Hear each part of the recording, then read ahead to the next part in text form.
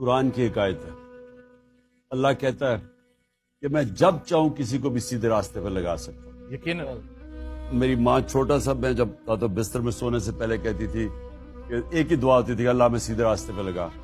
تو مجھے جو سیدھے راستہ بچپن میں اور بڑا بھی ہو رہا تھا ٹین ایجر بھی, ہم سیدھے راستے کو بڑا بورنگ راستہ سمجھتے تھے. جو دوسرا راستہ تھا جو سیدھا نہیں تھا وہ بڑا اٹریکٹیو لگتا تھا, یعنی جو گلیمر کی ورلڈ تھی.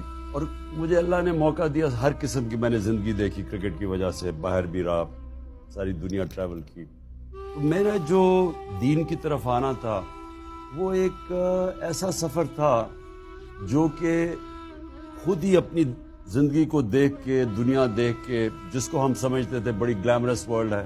مثلا آپ اگر فلمیں دیکھیں, آپ اور ہم جب شروع میں تھے ویسٹرن فلمیں دیکھتے تھے, جو سپورٹس ورلڈ کے اندر بھی, تو جو ہیروز تھے وہ سارے سیدھے راستے پہ نہیں تھے, وہ دوسرے راستے پہ تھے. بالکل بالکل دوست. تو ہمارے رول ماڈلز ادھر تھے اور ماں کہتی تھی سیدھے راستے پہ لگو. میں نے اپنی زندگی میں آہستہ آہستہ ریئلائز کیا جو ہمارے رول ماڈلز پاپ سٹارز تھے انگلینڈ کے اندر, جو امریکہ کے اندر, تو میں ان کو ملا اپنی زندگی میں, ان کی پھر زندگیاں دیکھی, تو مجھے آہستہ آہستہ ریئلائز کیا کہ وہ جو ہمیں اٹریکٹیو راستہ لگتا تھا اصل میں وہ تباہی کا راستہ ہے.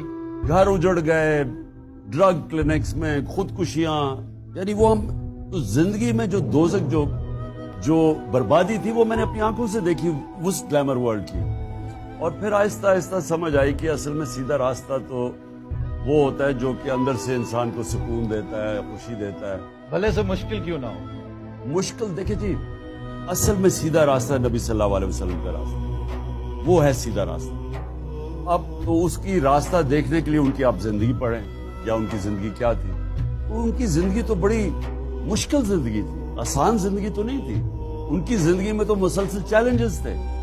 اور وہ یعنی جب اپنے عروج پہ پہنچے, میں یہ ساری اپنے بچوں کو بھی بتاتا ہوں, جو ان کو عروج تھا جب فتح مکہ ہو گئی, جب وہ آخری خطبے پہ گئے, تو آخری خطبے پہ لاکھ لوگ عرفات کے اوپر نیچے جمع ہوئے, بڑا زبردست خطبہ ہے ان کا.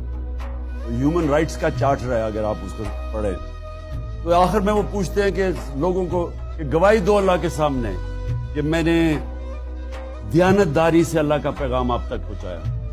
تو وہ جب پہلی روب جاتا ہے, پھر وہ 10 روز پہ پیچھے جاتے ہیں, وہ پیچھے آواز کرتے تھے, وہ پیچھے آواز جاتی تھی.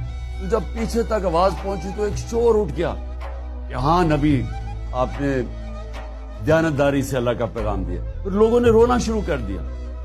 رونا اس لیے شروع کر دیا کہ لوگوں کو ایک دم خوف آیا کہ یہ تو ہمارے پیغام اللہ کا پورا کر دیا. تو جانے کی بات تو لوگوں نے رویا. تو کہنے کا مقصد یہ تھا کہ ان کی زندگی ساری مشکل تھی, لیکن جب آسان وقت آیا وہ دنیا سے جانے کا وقت آ گیا.